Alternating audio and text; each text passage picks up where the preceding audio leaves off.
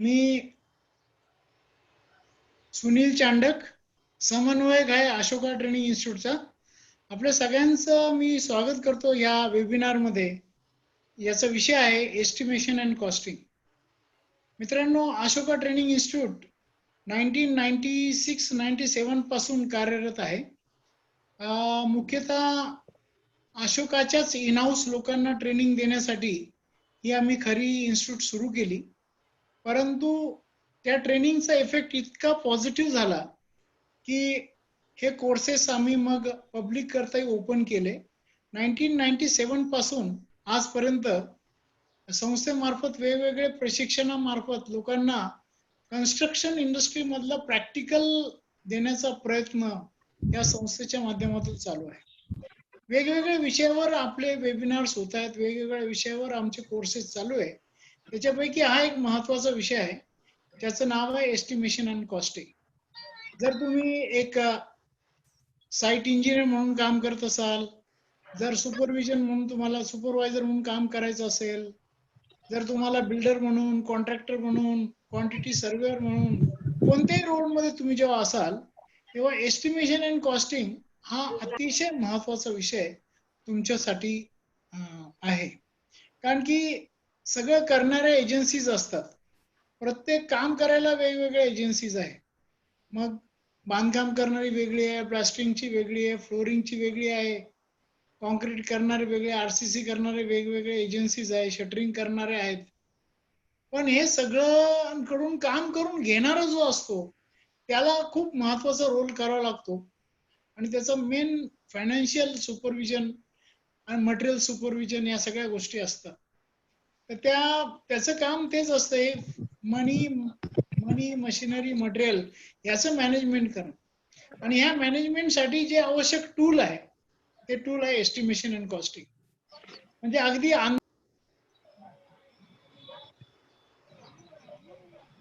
Chandak sir, आपण mute झाले चुकून. प्लीज अनम्यूट करा. हा, तर एवढे सगळे कामं जी आहेत ही सगळी कामं करणारी एजन्सीज आहे. मी आपल्याला हे सांगत होतो की सगळे काम करणारी एजन्सीज आहे. पण त्या एजन्सीज कडून काम करून घ्यायचं म्हटलं तर आपल्याला अनेक वेगवेगळ्या गोष्टी कराव्या लागतात. त्याच्यामध्ये एस्टिमेशन अँड कॉस्टिंग हा अतिशय महत्वाचा असा विषय असतो. कारण की याचा सगळ्यांचा संबंध हा पैशाशी आहे, इकॉनॉमिक्सशी आहे. त्या प्रोजेक्टमध्ये किती प्रॉफिटेबिलिटी आहे की नाही हे आपल्याला एस्टिमेट करण्यासाठी हे टूल खूप महत्वाचं आहे. आणि हे आधीच एन्श्युअर असलं पाहिजे. नाहीतर मग आपल्याला आपण खर्च करत जाऊ आणि नंतर लक्षात येईल की आपल्याला तर नुकसान झालं या प्रोजेक्टमध्ये. शेवटी सगळ्या प्रोजेक्टमध्ये सगळं करून आपल्याला पैसा बी राहिला पाहिजे आणि क्वालिटी वगैरे या सगळ्या गोष्टी सुद्धा चांगल्या झाल्या पाहिजे.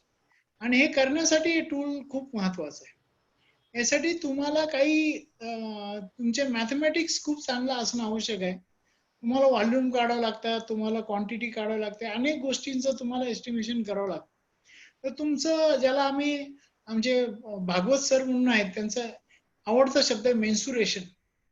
तर तुम्हाला मेन्सुरेशन करावं लागतंय, तुम्हाला गणित करावं लागतायत. आणि ही गणित जर बरोबर आली नाही तर सगळं काही चुकतं. कुलकर्णी सरांचे खूप मोठे अनुभव आहे. He is having more than 45 years experience. हा 45 वर्षाचा जो इतका समृद्ध अनुभव आहे. अर्थात मनुष्य अनुभवी केव्हा होतो जेव्हा चुका होतात त्याच्याकडून. जेव्हा चुका होत राहतात एक एक एक आणि त्या चुकांमधून त्याला खरं शिक्षण होत असतं. कुलकर्णी सरांकडून आणि असं इथे कोणी जगात कोणी नाही की ज्याच्याकडून चुका झाल्या नाही. पण त्या चुका आपल्याला बऱ्याच वेळेला खूप $1 मिलियन एक्सपिरियन्स देत असतात. त्यामुळे सरांकडे इतका अनुभव आहे की अगदी म्हणजे अगदी बारीक. आणि सरांनी स्वतः काम एक्झिक्यूट केलेलं आहे स्वतः. असं नाही का सरांनी फक्त he was a project manager with Ashok बिल्डकॉनर्स. अनेक मोठमोठ्या कंपन्यांमध्ये त्यांनी कामं केली, करोडोची कामं हातावेगळी केली आणि लोकांकडून काम करून घेतली. आणि मेन म्हणजे 1999 पासून सर अशोका ट्रेनिंग इन्स्टिट्यूटशी जोडलेले आहेत. आणि जोडलेले असताना त्यांना जे काही नॉलेज त्यांनी over a period of time acquire केलेलं होतं, तो नॉलेज, जो एक्सपिरियन्स, जे स्किल्स त्यांनी अक्वायर केले ते त्यांनी लोकांना एम्पॉवर करण्याची सुरुवात केली अशोका ट्रेनिंग इन्स्टिट्यूटच्या माध्यमातून. आणि आज आमचे हजारो लोक आज मोठमोठे बिल्डर सुद्धा झाले. काही बिल्डरची स्टोरीज तुम्हाला आमच्या आमच्या युट्यूब उद्योग वर्धिनीच्या युट्यूब चॅनलवर सुद्धा भेटेल. अनिल आयर नावाचा एक मोठा एंटरप्रेन्योर आहे. किशोर पुरकर नावाचे आहेत. अनेक लोक आहेत. अनेक काही लोक अजून भेटायला येतील तुम्हाला, की जे लोक खूप चांगल्या पद्धतीने या क्षेत्रात काम करतात. आणि या क्षेत्राचं शेवटी तुमच्याकडे टेक्निकल नॉलेज किती आहे याला महत्व नाहीये, तर तुम्हाला प्रॅक्टिकल नॉलेज किती आहे याला खूप जास्त महत्व आहे. कारण की बीई सिव्हिल झालेल्या लोकांना सुद्धा अनेक गोष्टींचं म्हणजे अगदी त्याला जर काही विचित्र असं व्हॉल्यूम विचित्र अशी जर एखादा साईजचा प्लॉट आला तर व्हॉल्यूम काढायला त्याला डिफिकल्ट होतं. परंतु जर ज्याला प्रॅक्टिकल नॉलेज असेल, ज्याला थंब रूल्स माहिती असतील आणि ज्याला सगळ्या गोष्टीचं प्रॅक्टिकल एक्सपिरियन्स असेल, तो डेफिनेटली याच्यावर खूप लवकर चांगलं काम करतो. आपण पाहतो की ज्यांना काही टेक्निकल नॉलेज नाही ते सुद्धा लोक याच्यामध्ये खूप चांगलं काम करतात. ब्रिटिशांनी खूप चांगले थंब रूल्स आपल्याला करून दिले आहेत. तर ते थंब रूल्स आहेत आणि प्लस आपल्याला over a period of time आपण डेव्हलप केले. तर ते सगळ्या गोष्टींचं नॉलेज तुम्हाला या वेबिनार मधून भेटणार आहे. जसं मी सांगितलं, आमचे जे प्रशिक्षक आहेत जे आता समोर आहेत माझ्या, sir Santosh Kulkarni sir is a gold medalist civil engineer from Madhya Pradesh. आणि ऑफकोर्स सगळा त्यांचा अनुभव हा महाराष्ट्रातला जास्त आहे. आणि आज अनेक वेगवेगळे प्रोजेक्ट सरांनी घेतलेले आहेत. जसं सांगितलं, गेल्या 21 वर्षापासून from last 21 years he is associated with Ashoka training institute. आणि खूप चांगल्या तऱ्हेने त्यांचे आतापर्यंत आता या गेल्या लॉकडाऊन मध्ये आम्ही आतापर्यंत 6च्या वरती कार्यक्रम सरांच्या माध्यमातून झाले. आणि या सगळ्या कार्यक्रमांचा फीडबॅक अतिशय अप्रतिम आहे. आणि सगळ्यांचं एका वाक्यात जर फीडबॅक सांगायचा असेल, अतिशय क्लिष्ट विषय सोपा करून सांगण्याची जी काही एक कला सरांकडे आहे ती डेफिनेटली आपल्याला उपयोगाची होईल. कारण की काय, कोणताही विषय तसा सोपा नसतो जीवनात. परंतु सोपा विषय, अवघड विषय सोपा करणं हे कौशल्याचं काम आहे. आणि ते कौशल्य सरांकडे आहे. डेफिनेटली त्या कौशल्याचा फायदा आपल्याला होईल. मी आपल्यामध्ये आणि सरांमध्ये आता जास्त वेळ नाही राहत. आणि सरांना मी विनंती करेल, संतोष कुलकर्णी सरांना, की ज्यांचा एवढा ह्यूज एक्सपिरियन्स आहे आणि देण्याची मानसिकता आहे, तर सरांना विनंती करेल की या विषयाचं महत्व आम्हाला सगळ्यांना कळवावं. What is the importance of this subject, Yes, what sir. Importance it carries in project management. Yes. आणि मग हे कसं करावं, याच्यासाठी आपला कोर्स काय, आपण कशा पद्धतीने त्याच्यामध्ये करणार आहोत, पहिले इम्पॉर्टन्स सांगून कोर्सची डिटेलही आपण सगळ्यांना सांगावी. आणि श्रोत्यांचे अनेक प्रश्न असतील त्याची तुम्ही उत्तर द्याल, याच्यात काही शंका नाही. मी परत एकदा कुलकर्णी सरांचं स्वागत करतो आणि सरांना विनंती करतो की त्यांनी आपल्या सेशनला सुरुवात करावी. Welcome sir. धन्यवाद.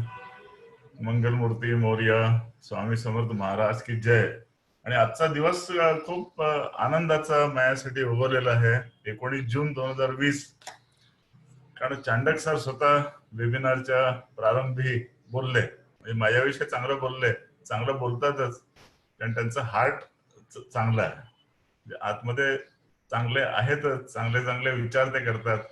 आणि चांगले विचार चांडक सर करत असल्यामुळेच या लॉकडाऊन सारख्या निराशाजनक परिस्थितीमध्ये देखील त्यांनी लोकांसाठी काय करता येईल, मग टेक्नॉलॉजी कुठली आपल्याला लावता येईल, ती टेक्नॉलॉजीचा विचार करून त्यांचे सुपुत्र श्रीराम, त्याचं नावही त्यांनी छान श्रीराम ठेवलेलं आहे. जेवढा वेळा श्रीराम म्हणाल ते आपलं थोडंसं पुण्य क्रेडिट होऊन जात. हा चांगला फायदा, साईड बेनिफिट. तर ही टेक्नॉलॉजी डिप्लॉय करून चांडक सरांनी या वेबिनारच्या माध्यमातून तुम्हा सर्व उत्साही जनांना आणि मला भेटवलं, त्याबद्दल त्यांचे मानावे तेवढे आभार कमीच आहेत. आणि आभार मानलेले त्यांना देखील आवडणार नाही, कारण ते खूप फॉर्मल होईल, म्हणून मी आभार मानत नाही त्यांचे. पण मी कृतज्ञ आहे, मी ऋणी नेहमीच राहीन अशोका ट्रेनिंग इन्स्टिट्यूटचा, उद्योग वर्धिनीचा 21 वर्षापासूनची सोबत आहे. आणि मित्रांनो, आजच्या शुक्रवारच्या दिवशी एवढे सगळे उत्साही चेहरे समोर बघून मला खूप असं भरून आलेलं आहे. म्हणजे माझे अनेक मित्र इथे मला दिसत आहेत. त्याच्यापैकी काही चष्मा लावलेले आहेत, काही बिना चष्म्याचे आहेत, काही डार्क गॉगल लावलेले आहेत, काही मुली सुद्धा या कार्यक्रमाला आहेत.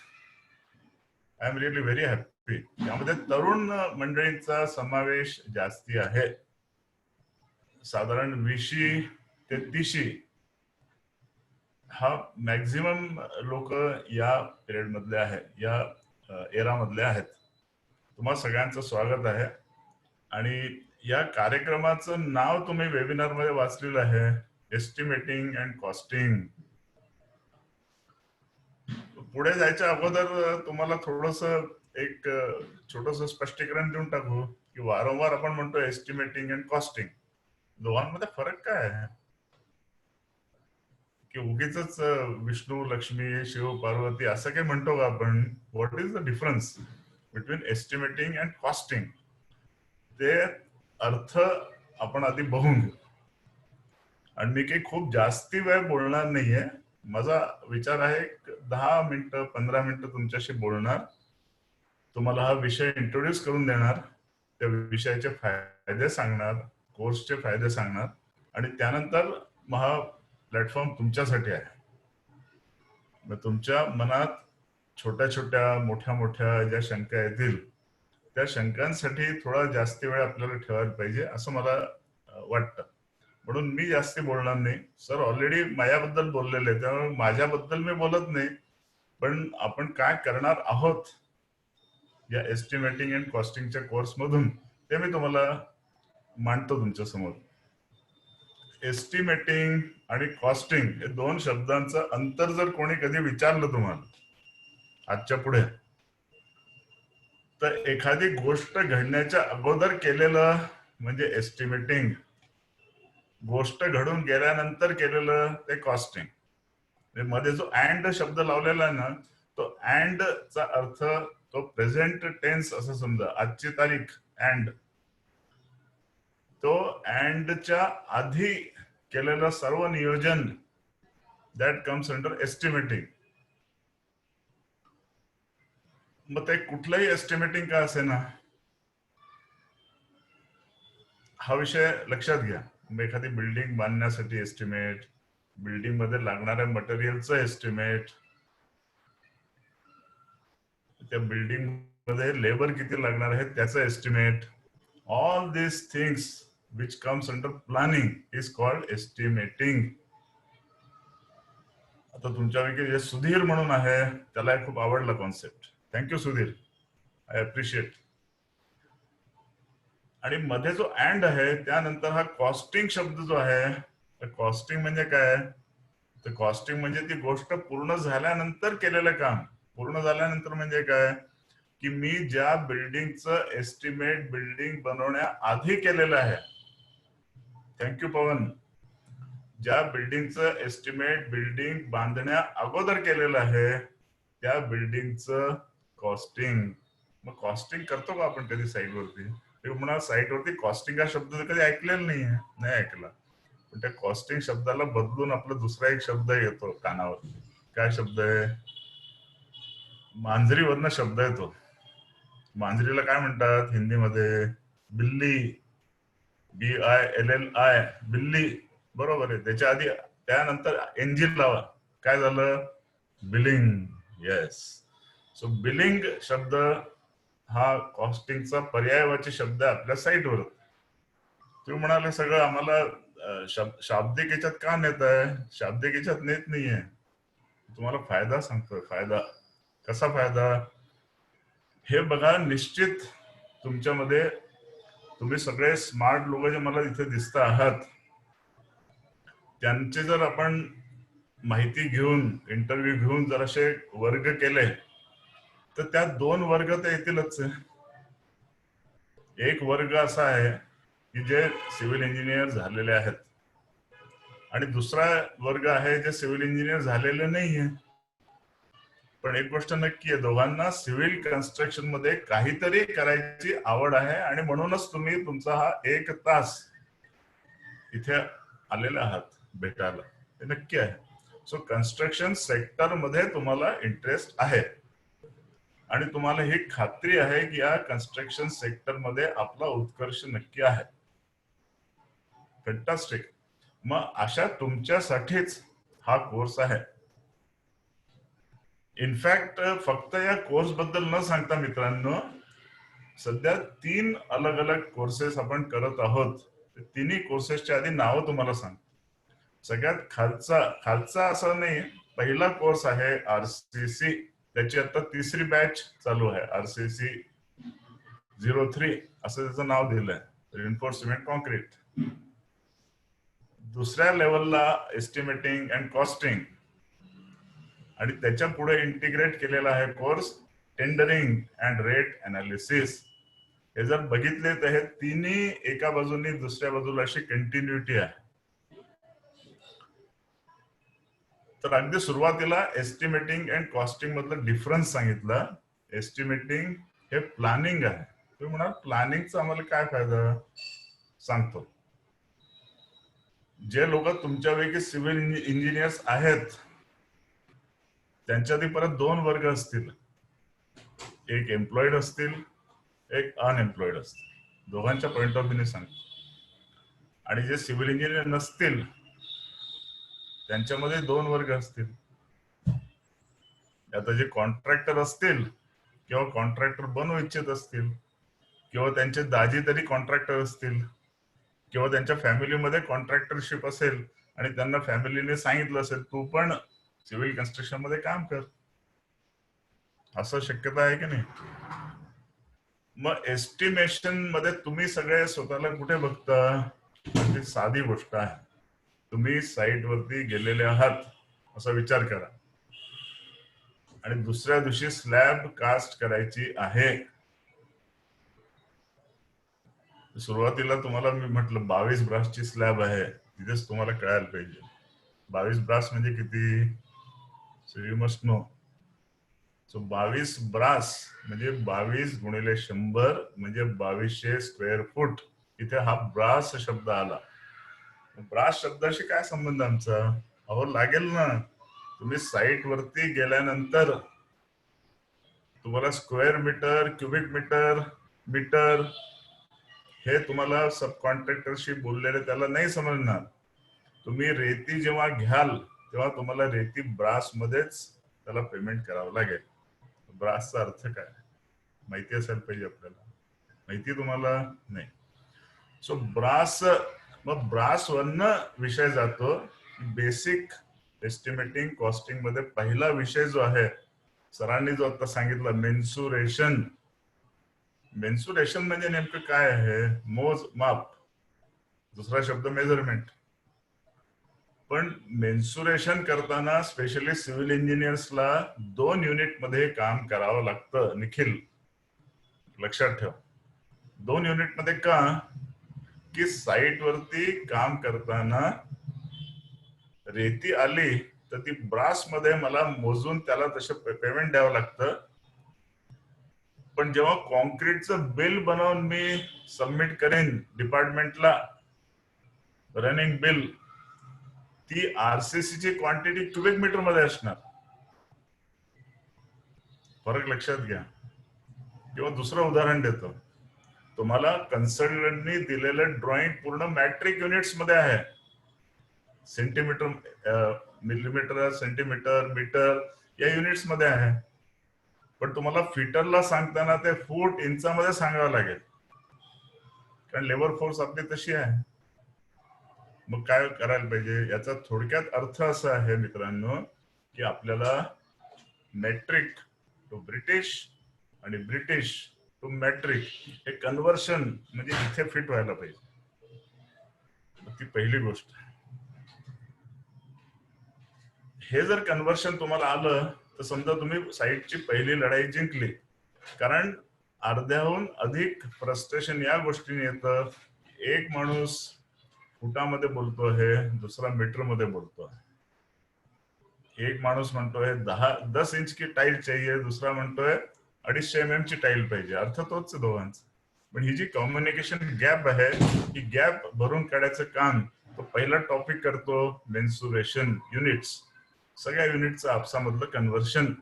Metric to British, British to metric. त्यातलाच दुसरा भाग जो आहे तो आहे विविध शेपचे एरियाज, व्हॉल्युम्स कसे काढायचे. आता साईट वरती ट्रक जेव्हा येतो मुरण घेऊन किंवा खडी घेऊन, तेव्हा त्या ट्रकचे मेजरमेंट्स, तो ट्रक जर असा प्लेन भरलेला असेल तर ठीक आहे, त्याचं व्हॉल्यूम काढणं सोपं आहे, लेंथ, ब्रेड्थ, हाईट. पण तो जर असा पोल असेल, it could be a trapezoid, त्या ट्रॅपेझॉइडचं व्हॉल्यूम कसं काढणार. That is a part of this course. हा झाला एक पार्ट तुम्हाला समजवण्यासाठी. दुसरा पार्ट काय आहे, मेजरमेंट्स घेणार कसे. तुम्हाला कोणी सांगितलं की ही रूम आहे, या रूम मध्ये ही भिंत आहे, त्या भिंतीमध्ये एक दरवाजा आहे आणि एक खिडकी आहे, या बाजूला जे प्लास्टर केलेलं आहे ते कॉस्टली प्लास्टर आहे, बाहेरच्या बाजूला हलकं प्लास्टर केलेलं आहे. आता तुम्ही मेजरमेंट्स घ्या, हे दोघांचे असे असे रेट्स आहेत, आता तुम्ही याचं बिल करा.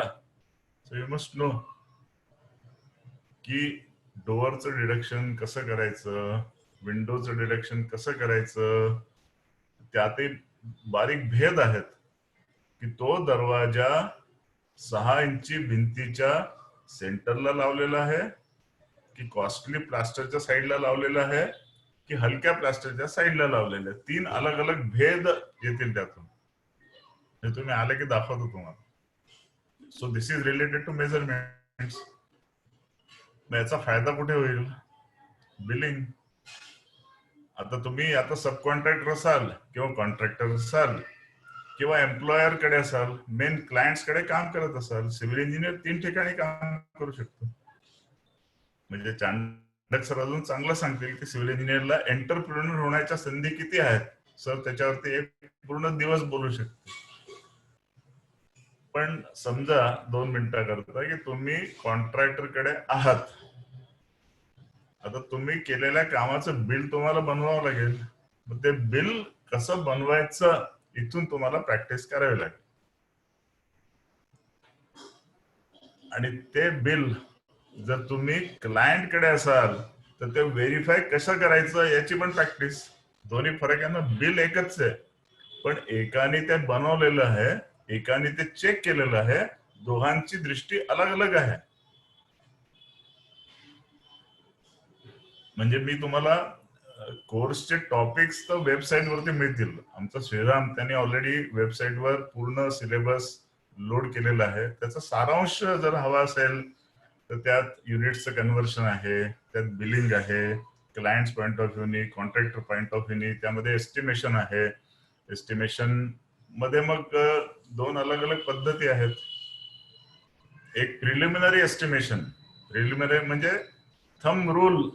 थंब म्हणजे त्या दुसऱ्या अर्थाने अंगुठा छाप म्हणतो तसं नाही. थंब रूलचा अर्थ असा आहे, ज्याला ठोक ताळा असा एक आपला साधा मराठी शब्द आहे, की बिल्डिंग कन्स्ट्रक्शन मध्ये 15,000 स्क्वेअर फुटाची असेल, सिमेंट किती लागेल 1 minute you can, so you should be able to tell. किंवा 15,000 स्क्वेअर फुटाची स्लॅब असेल, त्यामध्ये सेंटरिंग मटेरियल किती लागेल ते सांगता आलं पाहिजे आपल्याला. That is what I am saying as estimation. आलं लक्षात. पण मित्रांनो, एस्टिमेशन अँड कॉस्टिंग हे डायरेक्टली युनिट्स बिलिंग इकडे जाण्याच्या अगोदर सुरुवातीचे 3 दिवस, 4 दिवस, 5 दिवस आपण काय करतो की आपण प्रत्यक्ष बिल्डिंगचे व्हिडिओज बघतो. त्यांनी फायदा काय होतो, त्याचा महत्वाचा फायदा आहे की हे तुम्ही माझ्याबरोबर साईटवर आल्यासारखंच झालं. तुम्ही जर माझ्याबरोबर साईटवरती आले तर मी तुम्हाला साईटवरती उभं राहून दाखवेन की नाही, की बघा हे फुटिंग आहे, हे फाउंडेशन आहे, हे रॅफ्ट फाउंडेशन आहे, हे स्टेट फुटिंग आहे, हा कॉलम आहे, ही पहिली लिफ्ट टाकली, ही कॉलमची टोपी टाकली, ही वरची बीम आहे, ही सेंटरिंग प्लेट आहे, याचा साईज 2 फूट बाय 3 फूट आहे, आणि मध्ये जी लावलेली आहे 2 प्लेटच्या मध्ये तिला नाव आहे गावडी. पण हे साईटवर गेल्यावर जसं कळेल तसंच जर तुम्ही माझ्याबरोबर साईटचे व्हिडिओज बघितले जॉईंटली, मग आपण त्यावर चर्चा करू शकतो की आता जे समोर दिसतं आहे ते कॉन्क्रीट मिक्सर आहे, एक बॅगेचं आहे, त्यामध्ये पाट्यांनी माल टाकत आहेत. आता पाट्या टाकायची तुम्हाला आवड आहे की नाही मला माहित नाही, पण पाट्या टाकणं चांगलं नाही, हो की नाही? पण पाट्या वापरतात साईडवरती लोक, हे तुम्हाला माहिती आहे. वापरायला पाहिजे फर्मा. 1-1.5-3 आपण म्हणतो खरं 1-1.5-3, पण 1-1.5-3 टाकतो कसं प्रत्यक्षामध्ये? फर्म्याने टाकतो का आपण? फार कमी वेळेला. मग त्याच्याऐवजी काय करतो आपण? पाट्यांनी टाकतो. मग पाट्यांनी टाकताना कन्व्हर्शन कसं करायचं हा देखील त्या कोर्सचा एक महत्वाचा भाग आहे. How to convert. आलं लक्षात? सो पहिला भाग जो आहे मित्रांनो, हे बिल्डिंगचे एलिमेंट्स सगळे आपण व्हिडिओच्या थ्रू, स्लाइड्सच्या थ्रू आपण बघू. आता पाटली म्हणजे काय हे नॉर्मली लोकांना माहिती नसतं. बी सिव्हिल जरी झाला, त्या बी सिव्हिलच्या पाठ्यक्रमामध्ये कुठे पाटली शब्द तुम्हाला दिसणार नाही कुठल्याही टेक्स्टबुक मध्ये. But that I can show you on video. की बघा, ही 4.5 इंची भिंत जी आहे ही खालून 2.5 फुटावर 3 फुटावर जी 3 इंचाची आरसीसीची एक पट्टी टाकलेली दिसते आहे, तिला नाव आहे पाटली. इतके दिवस तुम्हाला फक्त महादेवीच्या हातातली ती पाटली माहिती असते, पार्वतीच्या हातात, हो की नाही? मग हे जे छोटे छोटे शब्द आहेत ज्यांनी आपली साईट वरती विकेट उडू शकते, ते आता माहिती झाले ना इतक्या वर्षामध्ये. तर ते तुम्हाला आधी सांगणं आवश्यक आहे. आणि त्याच्याबरोबर ही भाषा, साईटची भाषा. तर अशाच एका कोर्समध्ये कोणीतरी मला विचारलं, सर ते बल्ली म्हणजे काय? तर तुम्ही एखाद्याला हसाल की बल्ली म्हणजे काय माहिती नाही का? पण आता नाही माहिती एखाद्याला. बल्ली, मुंडा, वासा, चाबी, शिकंजा, गाबडी, टोपी. आता हे शब्द माहिती असतील आणि तुम्ही साईट वरती गेले, मग तुम्ही कॉन्ट्रॅक्टर म्हणून जर काम करत असाल तर मग तुम्हाला कमांड जास्ती पाहिजे. मग ती कमांड येण्यासाठी सुद्धा हे नॉलेज आवश्यक आहे. त्यामुळे माझ्या मते तुम्ही टेंडरिंग अँड रेट अनालिसिस या कोर्सला सुद्धा या, पण तिथे येण्या अगोदर तुम्ही एस्टिमेटिंग अँड कॉस्टिंगला जरूर या. म्हणजे आरसीसी वाले जितके स्टुडंट्स आहेत त्यांनी एस्टिमेटिंग कॉस्टिंगला यायचंच आहे, आणि टेंडरिंग अँड रेट अनालिसिस ला जायची तयारी ठेवून तुम्ही एस्टिमेटिंग अँड कॉस्टिंग या विषयावरती या. तुम्ही या असं मी तुम्हाला आमंत्रण करतो. तुम्ही आले तर मलाही आनंद होईल, खरंच आनंद होईल, आणि तुमचा फायदा यातून नक्की आहे. कोर्स छोटासा आहे, खूप मोठा नाही आहे. 15 दिवसाचा कोर्स आहे. रोज 1-1 तास आपण भेटणार आहोत. तो वेळ आता तुम्हाला कळेल. सो डे 1 पासून आपण सुरू करू काम. आणि हे माध्यम अतिशय चांगलं आहे. तुम्हाला इकडे तिकडे कुठे हलायची गरज नाही. तुम्ही सेफ आपल्या घरी बसून लॅपटॉप ऑन करा, किंवा तुमचा अँड्रॉइड असेल तर अँड्रॉइड ऑन करा. माझं सजेशन असं आहे की जर एस्टिमेटिंग कॉस्टिंगला तुम्ही येत असाल तर लॅपटॉपची व्यवस्था करून या. ते तुम्हाला जास्ती फायद्याचं होईल. कारण मी असं बघितलेलं आहे की एस्टिमेटिंग जे MS एक्सेल वरती करतात ते जास्त लवकर पुढे जातात. त्याचं कारण एक्सेलचे अंतर्भूत गुण आहेत. पण ठीक आहे, कोणाची आता व्यवस्था नसेल होत लॅपटॉपची, ते कंपल्सरी नाहीये. तुम्ही अँड्रॉइड वरनं सुद्धा हा विषय ऐकू शकता. बरं, चांडक सरांनी आणि श्रीरामनी आणि अशोका ट्रेनिंगनी इतकी छान व्यवस्था केलेली आहे की नॉर्मली आपण कसं करतो कॉलेजमध्ये, शाळांमध्ये, की आपण श्रवण भक्ती करतो. तिथे बसतो आपण तासभर 1.5 तास जितका वेळ असेल, हो की नाही शिवानी? आणि मग ते जे बोलत असतील ते पूर्ण ऐकायचा आणि नोट्स बनवायचा प्रयत्न करतो. मग आपल्या शेजारी पाजारी कसे आहेत, मागचे पुढचे कसे आहेत, तेवढ्या प्रमाणात आपलं फोकस होतं. आता निखिलच्या शेजारी एक मुलगी, उजव्या बाजूला एक मुलगी, त्याचं लक्ष कसं लागणार? पण तरी आपण तेवढ्या याच्यात ते आत्मसात करतो. घरी येऊन परत जाड टेक्स्ट बुक वाचत बसतो, त्यात हेतू मिळालं नाही वगैरे असं बघतो. पण इथे त्यांनी इतकी छान सोय केलेली आहे की एकतर हे तासभर मी जे बोलणार आहे, इव्हन आता हे जितकं काही मी बोलतो आहे तुमच्या समोर, याचं तुम्हाला लगेच रेकॉर्डिंग ते पाठवतो. मग तसंच क्लासमध्ये होणारा प्रत्येक दिवसाचं रेकॉर्डिंग तुमच्याकडे मेलनी उपलब्ध होतं. सो बाय चान्स मध्ये तुमचा एखादा फोन आला, तुम्ही डिस्टर्ब असला, पूर्ण फोकस नाही केलं त्या तासामध्ये, एखाद्याला अटेंडच नाही करता आलं तरी काही काळजी नाही. रात्री कानाला हेडफोन लावा आणि शांत चित्ताने एकदा, दोनदा, तीनदा हनुमान चालीसा तुम्ही जितक्या वेळा ऐकता तितक्या माझं भाषण ऐका. म्हणजे खूप आध्यात्मिक लाभ त्याने होणार नाही, पण लौकिक लाभ तर तुम्हाला नक्की मिळेल असं मला वाटतं.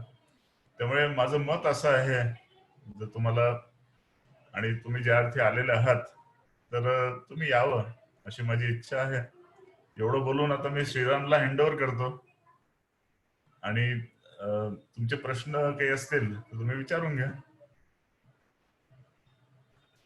Yes sir, thank you so much. आपल्या सोबत आज 90 जण जॉईंट आहे सर आणि बरेच क्वेश्चन आहेत. तर मी एक एक क्वेश्चन घेतो. फर्स्ट आता शिवानीचाच क्वेश्चन आहे, तिने विचारला तर मी शिवानीला पर्सनली विचारेल की if you can unmute and ask directly. त्यांचा मोठा प्रश्न होता. तर शिवानी, आर यू देअर? तुम्हाला अनम्यूट केलंय तर प्लीज तुमचा क्वेश्चन विचारू शकता डायरेक्टली. माझा आवाज पोहोचतो का तुमच्यापर्यंत? Yes yes. हा, तर माझा क्वेश्चन असा होता की आता आम्ही सगळे जे बीईचे कॅन्डिडेट्स जे 2020 मध्ये पास आउट होणार होतो आम्ही सर्वजण, तर आमच्या लास्ट सेमिस्टरला आम्हाला एस्टिमेशन आणि कॉस्टिंगचा सब्जेक्ट होता. तर त्याचं फक्त पहिलं युनिट आमचं झालेलं होतं. तर मग आता त्याच्याबद्दल आम्हाला काहीच आयडिया नाही आहे. आणि मार्केटमध्ये जर बघितलं तर फॉर गर्ल्स मेनली एस्टिमेशन आणि कॉस्टिंग मला जास्तीत लोकांनी सजेस्ट केलं की तू हे कर और प्लॅनिंग मध्ये जा. तर मग हा जो कोर्स केला तर जॉबची काय ॲश्युरिटी आहे किंवा तुमच्यातर्फे काही इंटर्नशिप मला मिळेल का असं काही? कारण की फ्रेशर्स साठी आज खूप हार्ड आहे, तर त्याच्याबद्दल काय आयडिया देऊ शकता? Like everyone wants experienced candidates, no one is giving opportunity to freshers, so what should we do now in this pandemic situation? Yes, I appreciate. हा प्रश्न आहे. येस सर, हा क्वेश्चन होता बेसिकली. तर प्रॅक्टिकल एक्सपोजर आणि त्यांचं miss झालेलं आहे फर्स्ट सेमिस्टर मध्ये, तर त्याचं जरा कसं गायडन्स भेटेल आणि काय करिअर ऑपॉर्च्युनिटीज आहे याच्यामध्ये? I appreciate. ही अगदी जेन्युइन डिफिकल्टी आहे Shivani. I appreciate your question. आणि fresh engineer without experience, I agree. आता एक 2 मिनिटाकरता आपण असं समजू की when you are being interviewed by an interviewer, तो तुम्हाला आपल्या फर्म मध्ये काम ठेवण्यासाठी उद्युक्त आहे, इज रेडी. पण त्याने तुम्हाला कामावर का ठेवायचं याचे 3 कारण तुम्हाला माहिती असायला पाहिजे. नंबर 1, की तुम्हाला कामावर ठेवल्यामुळे त्याचं वर्कलोड कमी होणार आहे, फर्स्ट. सेकंडली, त्याची इफिशियन्सी वाढणार आहे. नंबर 3, त्याचं इफेक्टिव्हनेस वाढणार आहे. आणि नंबर 4, याच्यामुळे तो त्याच्या बायको बरोबर जास्त वेळ स्पेंड करू शकणार आहे. बायको म्हणा किंवा फॅमिली म्हणा. असं जर तुम्ही दाखवू शकले, आता केव्हा दाखवू शकाल की मी तुमचं काम कमी करू शकेन? Wien you show the confidence during the interview. Interview मध्ये कॉन्फिडन्स केव्हा येईल तुम्हाला? की जेव्हा तुम्हाला या छोट्या छोट्या गोष्टी माहिती असतील आणि साईट वरती नवीन माणूस का ठेवत नाही लोक? असं नाहीये की त्यांना काही एलर्जी आहे फ्रेश इंजिनियर्सची. नो, त्यांच्या पॉइंट ऑफ व्ह्यूनी तुम्ही विचार करा 1-2 क्षण, की एक प्रोजेक्ट त्याच्या पूर्ण हिट मध्ये आहे आणि अशा वेळेला एक फ्रेश ग्रॅज्युएट इंजिनियर त्यांनी साईटवरती जर अपॉइंट केला किंवा केली, तर he doesn't have time to spend with that engineer, कारण it requires lot of inputs. हा पॉइंट, त्याचा पॉइंट ऑफ व्ह्यू लक्षात घ्या. मग ते तुम्हाला शक्य होईल का? तर मी म्हणतो नक्की होईल. ह्या कोर्समध्ये फायदा हा आहे, you are learning directly from a experienced person, आणि फक्त एकदा ऐकून सोडायचं नाहीये तुम्हाला.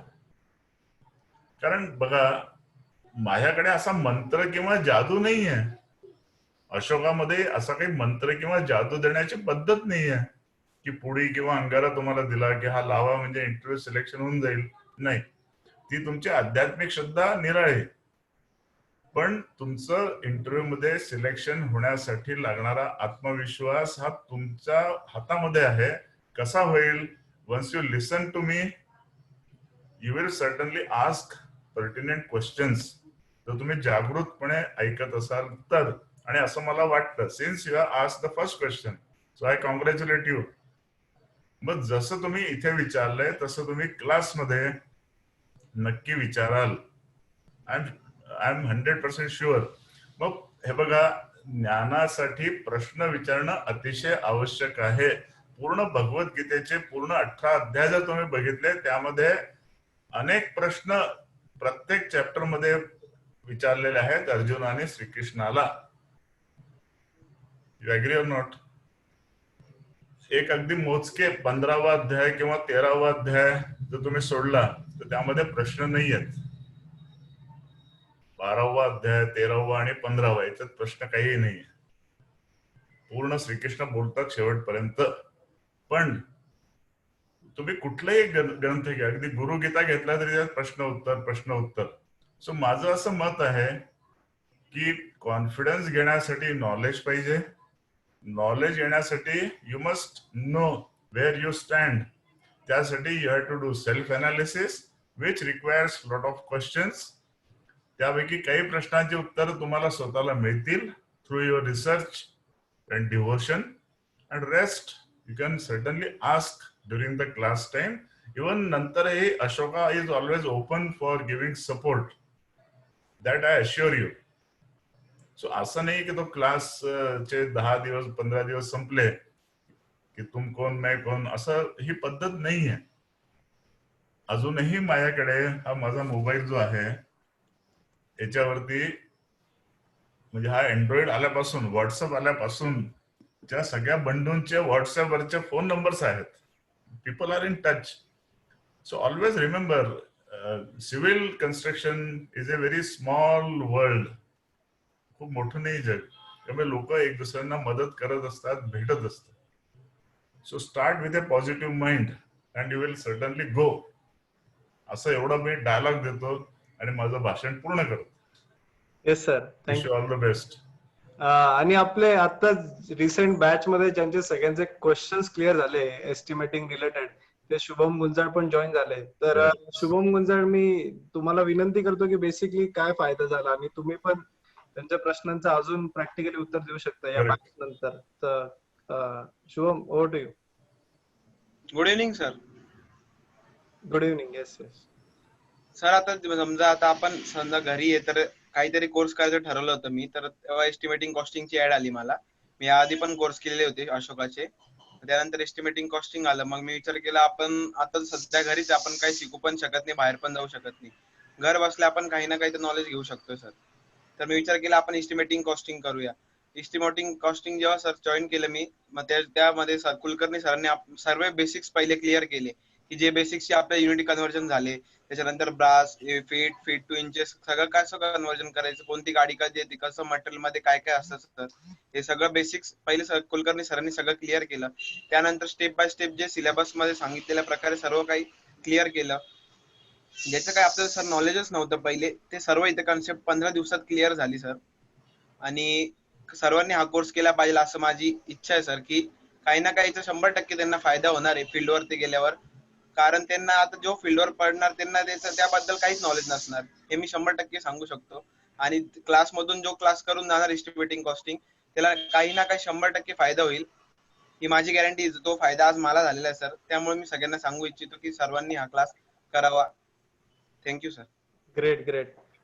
Thank you so much Shubham. आणि खरंच तुमचा फीडबॅक एकदम म्हणजे मोटिवेट करेल सगळ्यांना आणि प्रॅक्टिकल एक्सपोजर भेटेल सगळ्यांना या course through. So I hope everybody joins. Sir अजून पुढचे काही क्वेश्चन्स घेतो मी. तर एक क्वेश्चन असं आहे की how to convert feet to brass. हा मित्रा अगदी सोपा विषय आहे, ती काळजी करू नको. हे बघ, एक तुझ्या समोर असा विचार कर, एक भिंत आहे, भिंत असणारच तुझ्या समोर. त्या भिंतीकडे बघ. असं समज की त्या भिंतीची लांबी आहे 10 फूट आणि उंची आहे 10 फूट. त्याचा एरिया किती झाला? 100 स्क्वेअर फूट झाला की नाही? मग त्या भिंतीवरचं प्लास्टर आहे एक ब्रास. आलं लक्षात? अगदी सोपं आहे की नाही? म्हणजे प्लास्टर झाला एक ब्रास. तुम्ही म्हणाल ट्रक देखील एक ब्रास. ट्रक मध्ये एरिया कसा मोजायचा? तर बघ, ब्रास हे दोन्ही प्रकारे वापरलं जातं, एरियामध्ये आणि घनफळामध्ये.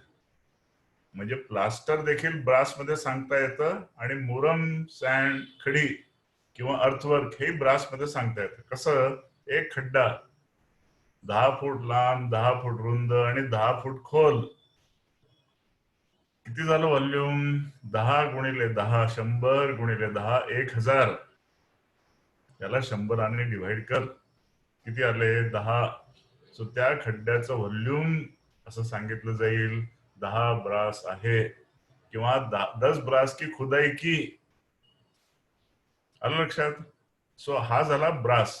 हे लक्षात ठेव की ब्रास हा शब्द फक्त ब्रिटिश डायमेन्शन्सना लागू पडतो, मेट्रिक मध्ये ब्रास शब्द नाही. सो जिथे फूट येईल तिथे ब्रास येईल. Is it clear? Great. Yes Shriram. Yes sir, thank you. Sir एक क्वेश्चन असं आहे की what is mean by detailed estimate? म्हणजे अशी काय अजून टेक्निकल टर्म आहे का काय ते? आहे ना, काही नाही. डिटेल्ड एस्टिमेट शब्द आहे. डिटेल्ड म्हणजे डिटेल, डिटेल वरनं डिटेल्ड झालं. डिटेल्ड एस्टिमेट म्हणजे काय की प्रत्येक आयटमचा विचार करून, प्रत्येक सबहेडचा विचार करून, त्याचे मेजरमेंट घेऊन त्या मेजरमेंट वरनं क्वांटिटी काढणे, दॅट इज डिटेल्ड एस्टिमेट. तुम्ही मला सांगितलं एका बंगल्याचं डिटेल्ड एस्टिमेट काढून द्या, काय करावं लागेल? सगळ्यात आधी डिटेल्ड ड्रॉइंग्स पाहिजे. पहिली गोष्ट, डिटेल्ड ड्रॉइंग असले तर डिटेल्ड एस्टिमेट निघेल. मग सगळे आयटम्स आपल्याला सुरुवातीपासून मोजावे लागतील.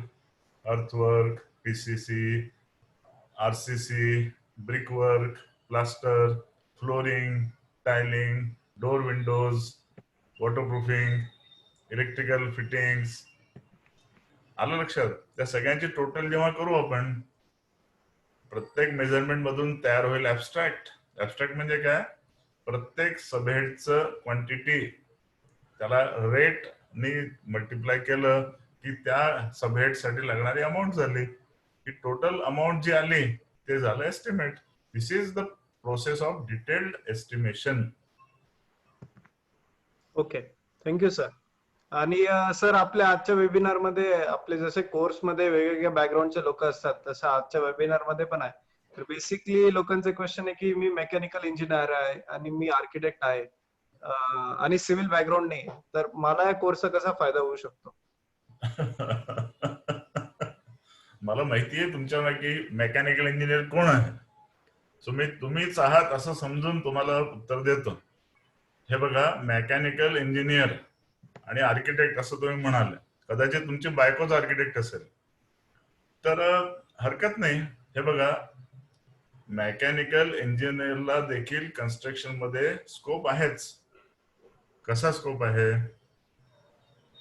मेकॅनिकल इंजिनियर कन्स्ट्रक्शन मध्ये जर गेला तर तो कॉन्ट्रॅक्टरशिप करू शकतो ना? नक्की करू शकतो. बरं, कन्स्ट्रक्शन मध्ये फक्त कॉन्ट्रॅक्टरशिप हा एवढा एकच भाग नाहीये. तुम्ही कन्स्ट्रक्शन मध्ये इक्विपमेंट सप्लाय देखील करू शकता. तुम्हाला वाटत असेल तुम्ही एक आरएमसी प्लांट स्वतः लावा, एक कॉन्क्रीट पंप घ्या, तो भाड्याने द्या. अगदी सुरुवातीला तुम्ही एक साधं पॉलिशिंग मशीन घ्या, व्हायब्रेटर्स घ्या, सेंटरिंग प्लेट्स घ्या, प्रॉप्स घ्या, एच फ्रेम्स घ्या, ते भाड्याने त्याला सुरुवात करा. सो मेकॅनिकल इंजिनियरची मदत कन्स्ट्रक्शन मध्ये लागतेच. लिफ्ट इन्स्टॉलेशन मध्ये हे सगळे फिटिंग जे करतात ते कोण करतं? So you can handle that agency. So construction आणि मेकॅनिकल हे दोन्ही एक दुसऱ्याशी रिलेटेड आहे. तुम्ही जर मेकॅनिकल असल्यामुळे तुम्ही असं स्पेसिफिक फोकस केला की ठीक आहे इंडस्ट्रियल कन्स्ट्रक्शन करू, तुम्ही म्हणे तुम्हाला स्कोप जास्ती आहे. Instead of going in residential construction you go to industrial construction. तिथे वरती पूर्ण इंडस्ट्रियल रूफिंग आहे, क्रेन गर्डर्स आहेत, ईओटी क्रेन्स आहेत, जीप क्रेन्स आहेत, तिथे तुम्ही चांगल्या प्रकारे काम करू शकता. So I think mechanical engineer should also understand all this basics. कामाला येईल ते. आणि आर्किटेक्ट बद्दल जर सांगायचं म्हटलं तर हे बघा, आर्किटेक्ट आणि सिव्हिल इंजिनियर्स या दोघांचे पॅरलल स्ट्रीम्स आहेत. पण होतं काय की आर्किटेक्टला जेव्हा ब्युटी ऑफ द बिल्डिंग बद्दल बोललं जातं, तो एक अतिशय अलग विषय आहे आणि छान विषय आहे. It deals with the aesthetics of the building, it deals with the planning of the building, but construction is function of the building. Construction talks about the अस्थिपंजर, सांगाड्याबद्दल बोलतो आपण. आरसीसीच्या बॅच मध्ये आपण सांगाड्याबद्दल बोलतो. एस्टिमेटिंग कॉस्टिंगच्या फर्स्ट सेक्शन मध्ये आपण या सगळ्या टोटल एलिमेंट्स बद्दल बोलतो. तर आर्किटेक्टला देखील आता आपल्या प्रत्येक बॅच मध्ये आर्किटेक्ट आहेतच. यू विल अप्रिशिएट प्रत्येक बॅच मध्ये आर्किटेक्ट एक एक आहेतच. आता सुद्धा बघितलं तर दिसतील. मग त्यांना फायदा काय आहे की त्यांचं आर्किटेक्चरल नॉलेज एवढं आहेच त्यांच्या मनामध्ये. या कोर्सच्या मदतीने ते व्हिज्युअलायझेशन अजून त्यांचं कॉन्क्रीट होईल असा माझा विश्वास आहे. काय शुभम, बरोबर आहे की नाही? Yes sir, thank you. Shriram. Thank you sir. बरेच लोकांचे कोर्स रिलेटेड क्वेश्चन आहे, तर मी बेसिकली ते कव्हर करतो. तर आता चॅटबॉक्स मध्ये जी लिंक टाकली तुम्ही, त्या लिंकने या लँडिंग पेजवर या. तर इकडे तुम्हाला एस्टिमेटिंग अँड कॉस्टिंगचा पूर्ण डिटेल सिलेबस मिळेल. तर बेसिकली याचा बेनिफिट तुम्हाला परचेसिंग, मटेरियल प्रोक्युरमेंट मध्ये होईल, बिलिंग बनवायला असेल, व्हेरिफिकेशन करायचं असेल किंवा एस्टिमेट काढायचं असेल त्याला होईल. आणि इथे तुम्हाला डिटेल सिलेबस दिसतोय. तर हे सगळे टॉपिक्स या कोर्स मध्ये एकदम डिटेल मध्ये कव्हर होतील. आणि बेसिकली बिल्डिंगचे कुठले कुठले डिफरंट टाइप्स असतात, म्हणजे एक्सकॅव्हेशन पासून ते प्लंबिंग, सॅनिटरी पर्यंत इंट्रोडक्शन असेल सगळ्या एलिमेंट्सचा, म्हणजे foundation, column, plinth work, masonry work, आणि measurement of sheets, measurement sheets असेल किंवा प्रिलिमिनरी एस्टिमेशनचे थंब रूल्स असेल, असे सगळे टॉपिक्स आपल्या कोर्स मध्ये कव्हर होतात. 15 डेजचा हा कोर्स आहे. ट्यूजडे पासून सुरू होतोय. आणि याचा कोर्सचा टायमिंग आहे मॉर्निंग 8 to 9 AM. तर बेसिकली हा टायमिंग याच्यासाठी करता ठेवलाय, जे कोणी जॉब वाले असतील किंवा जे स्टुडंट असतील, अर्ली मॉर्निंगला शिकून थोडं फ्रेश माइंडसेट मध्ये शिकून नवीन कन्सेप्ट तुम्ही तुमच्या डेली रुटीन मध्ये अप्लाय करू शकतात. आणि याचं लँडिंग इथे तुम्ही ऑनलाईन रजिस्ट्रेशन करू शकतात. 2,500 रुपयाची फी आहे. आणि हा ट्यूजडे पासून सुरू होतोय. आणि हा कोर्स लाईव्ह असतो, लाईव्ह झूम वरती आपले सगळे सेशन होतात. आणि ज्यांना कोणाला क्वेरीज असेल ते सगळे इंटरॅक्टिव्ह सेशन असतात, तर तुम्ही अनम्यूट करून डायरेक्टली क्वेश्चन्स विचारू शकतात. आणि तुम्हाला जसं सरांनी सांगितलं की तुम्हाला एव्हरीडे तुमचे सेशन झाले होते रेकॉर्डिंग ईमेलवर भेटतात, ज्याचं तुम्हाला 1 month ऍक्सेस असतो. तर तुम्ही ते रिवाइज करूच शकता पुन्हा टॉपिक. तर सर मी अजून काही क्वेश्चन्स कव्हर करतो. तर एक क्वेश्चन असं आहे की फील्ड मध्ये कुठले एस्टिमेट वापरतात, आणि अजून दुसरे क्वेश्चन असं आहे की what is mean by free hold property and lease hold property. हे 2 question. And what is mean by easement. पाणी प्यालो, मला तुझ्या प्रश्नामुळे तहान लागले एकदम. मित्र, तुझ्या प्रश्नाचे 2 भाग आहेत. एक तर फील्ड मध्ये कुठले एस्टिमेट वापरतात हा प्रश्न आहे. मित्रा, फील्ड मध्ये दोन्ही एस्टिमेट वापरले जातात, प्रिलिमिनरी एस्टिमेट आणि डिटेल्ड एस्टिमेट. तो जेव्हा आर्किटेक्टला पहिल्यांदा भेटतो की माझा 4 गुंठ्याचा प्लॉट आहे, त्यावरती कन्स्ट्रक्शन किती होईल ते तुम्हाला एक अंदाज देतात. 8,000 स्क्वेअर फुटाचं कन्स्ट्रक्शन होईल. कुठल्या रोडला आहे? पाथर्डी रोडला आहे. बरं ठीक आहे. 8,000 स्क्वेअर फूट सर FSI वगैरे ते तुम्ही बोलता. समजा 8,000 स्क्वेअर फूट आल्या, मग ते पटकन तुम्हाला सांगतात 8,000 गुणिले 1,600 रुपये एवढे पैसे लागतील. This is called estimation by thumb rule, preliminary estimate. पण जेव्हा तुम्ही कन्स्ट्रक्शन चालू करता तेव्हा तुम्हाला पैसे लागतील. पैसे तुम्ही घरी पलंगात जेवढे ठेवलेले आहेत ते तर वापराच, पण तुम्हाला बँकेकडनं कर्ज घ्यावं लागेल ना. बँक म्हणेल पुरा एस्टिमेट लेके आओ. तुम्ही परत त्याच आर्किटेक्टकडे जाल, त्यांना म्हणा सर जरा डिटेल्ड एस्टिमेट दो. आता ते डिटेल्ड एस्टिमेट काढून देतील तुम्हाला बँकेत सबमिट करण्यासाठी. दिस इज डिटेल्ड एस्टिमेट. सो दोन्ही एस्टिमेट लागतातच. हा झाला तुझ्या प्रश्नाचा पहिला भाग. आणि दुसरा जो भाग आहे तो या कोर्सच्या स्कोप मध्ये नाही. तो विचारलं फ्री होल्ड लँड आणि लीज होल्ड लँड मधला फरक काय, असा तुझा प्रश्न होता. Which is not in my scope किंवा कोर्सच्या स्कोप मध्ये नाही, पण एक उत्सुकता म्हणून तुला मी उत्तर देऊन देतो. लीज होल्ड म्हणजे त्या लँड पोटी आपण एक ठराविक रक्कम त्या एरियामध्ये ज्याचं स्वामित्व असेल, मग ते कॉर्पोरेशनचं असेल, झेडपीचं असेल, कॅन्टोन्मेंट एरियाचं असेल, त्यांना आपण वर्षापोटी काहीतरी एक ठराविक ऍग्री केलेली रक्कम आपण त्यांना देतो. That is called land on lease. असं जुन्या काळी 99 वर्षाची लीज असायची, ती ब्रिटिशांनी ती सिस्टम सुरू केली. That is called leasehold land. What is freehold land म्हणजे माझा मित्र शुभम कडे जो प्लॉट आहे that is considered as freehold because he can do any construction subject to corporation's approval as per his own free will. पहिली गोष्ट, त्यासाठी त्याला कोणाची मक्तेदारी नाही, ओनरशिप इज हिज. हा लक्षात घ्या. म्हणजेच थोडक्यामध्ये अगदी साध्या शब्दात 7/12च्या उतार्यावरती कोणाचं नाव आहे? शुभमचं नाव आहे. That is free hold. Yes Shriram. Okay sir, thank you. अजून काही नेक्स्ट क्वेश्चन घेतो. तर बेसिकली व्हॅल्युएशन म्हणजे काय हा एक क्वेश्चन होता. आणि what are the most important factor that affect overall cost of the structure. त्यातला पहिला प्रश्न आहे व्हॅल्युएशन, आणि दुसरा शब्द काय म्हणाला? Overall cost of the structure मधले इम्पॉर्टंट फॅक्टर्स काय काय, म्हणजे कॉस्टिंग पॉइंट ऑफ व्ह्यू. हा, कॉस्टिंग पॉइंट ऑफ व्ह्यू काय काय, आय थिंक मेजर फॅक्टर्स काय काय असतात मेजर कॉस्टिंग. दोन्ही प्रश्न छान आहेत. ज्यांनी विचारलं त्याला आय अप्रिशिएट हिज इन्क्विजिटिव्हनेस. आता लक्षात घ्या, व्हॅल्युएशन टॉक्स अबाउट ते अँड नंतर जे सांगितलं होतं costing. So that costing is your valuation. पण जेव्हा एस्टिमेटिंग अँड कॉस्टिंग मध्ये आपण आज काय कॉस्टिंग झालं याच्याबद्दल बोलतो, व्हॅल्युएशन टॉक्स अबाउट की श्रीरामची एक बिल्डिंग आहे ती 10 वर्ष जुनी आहे, त्याचं आज व्हॅल्युएशन काय आहे, याचा कन्सर्न कोणाला आहे? जो त्या बिल्डिंग वरती लोन देते आहे त्या एजन्सीला इट इज कन्सर्न. लक्षात आलं? अगदी थोडं अजून सोपं करू आपण त्या मॅटरला, की मी 2012 मध्ये एखादी बिल्डिंग बांधली होती 10 लाखाला. तुम्ही म्हणाल त्या बिल्डिंगची किंमत आज 10 लाख आहे. Not possible. का?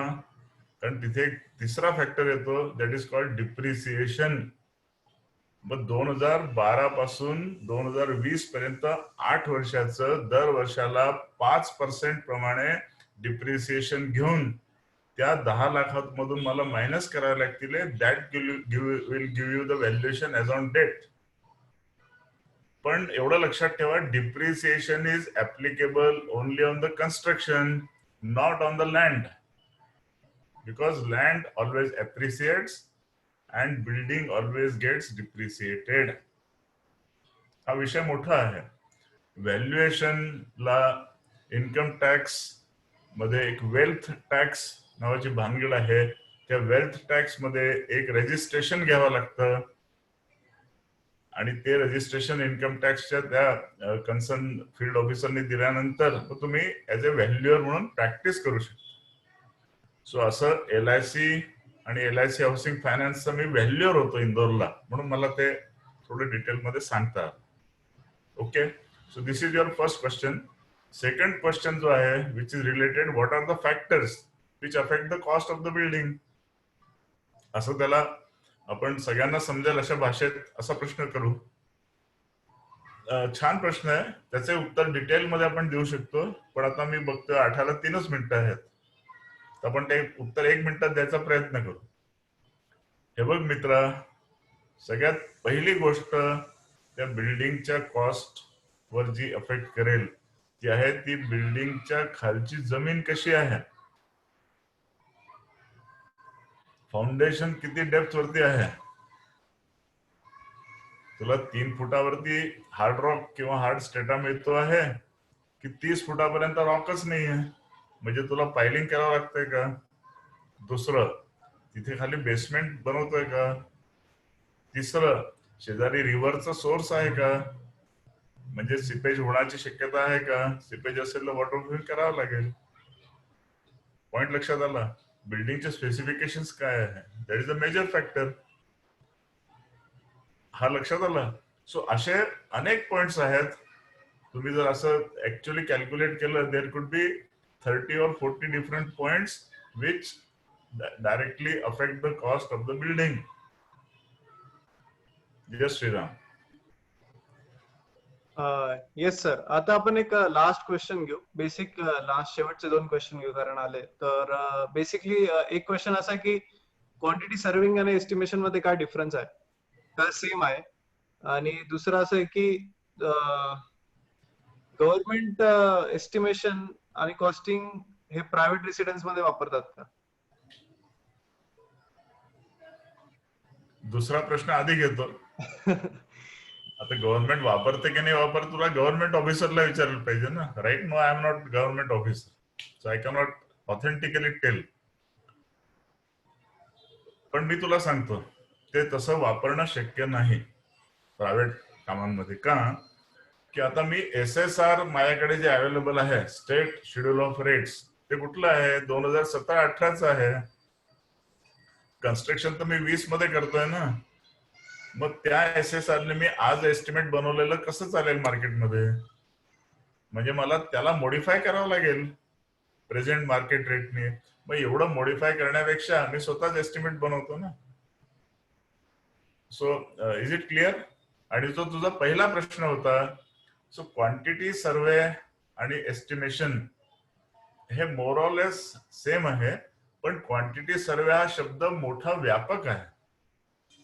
क्वांटिटी सर्वे मध्ये बऱ्याचशा गोष्टी इन्क्लूड केल्या जातात, इन्क्लुडिंग त्यामध्ये drawing study, measurements, billing, claims for extra items हे सुद्धा त्यात येतं, बजेटिंग त्यात येतं, व्हेरियन्स अनालिसिस त्यात येतं, रिकन्सिलेशन त्यामध्ये येतं. Whereas estimation talks about finding out the cost of that proposed building. आलं लक्षात. Yes.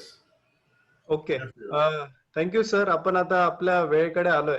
So thank you so much. आणि आपण सगळे क्वेश्चन्स कव्हर केले आतापर्यंत जे आले, तर आणि तुम्ही एकदम डिटेल्ड आन्सर दिलं. So thank you so much sir. आणि सगळ्या ऑडियन्सला पण धन्यवाद की तुम्ही आज आले आणि एकदम अटेंटिव्हली सगळा एंड पर्यंत वेबिनार अटेंड केला. ज्यांना कोणाला कोर्स करायचा आहे ते जे चॅट मध्ये लिंक दिली त्याच्याने तुम्ही जॉईन करू शकतात, किंवा आम्ही थोड्या वेळातच तुम्हाला SMS वरती आणि ईमेल वरती तुम्हाला आजची वेबिनारची रेकॉर्डिंगची लिंक आणि कोर्स रजिस्ट्रेशनची लिंक, तर हे दोन्ही पाठवणार आहे. आणि I think me sir mute वरती होतो, तर सर आता स्टार्ट करतो. ओके, सो मला इतकं ऐकू येत होतं तुझा आवाज. ओके ओके, ठीक आहे. सर ज्यांना कोणाला कोर्स अटेंड करायचा असेल ते त्याच्यावर रजिस्ट्रेशन करू शकतात. आणि आजचा वेबिनार तुम्ही उद्योगवर्धिनीच्या युट्यूब चॅनलवर अटेंड करू शकतात, ज्याच्याने तुम्ही काही जे कोणी लेट झाले असेल तर ते पुन्हा अटेंड करू शकतात. So with that, thank you everyone, thank you all audience, thank you Shubham, तुम्ही आले. आणि कुलकर्णी सर, तुम्ही एकदम छान डिटेल गाईड केला आज. सो आजचा आपण वेबिनार इथे संपू. Okay. Thank you. Have a good night everyone. Bye.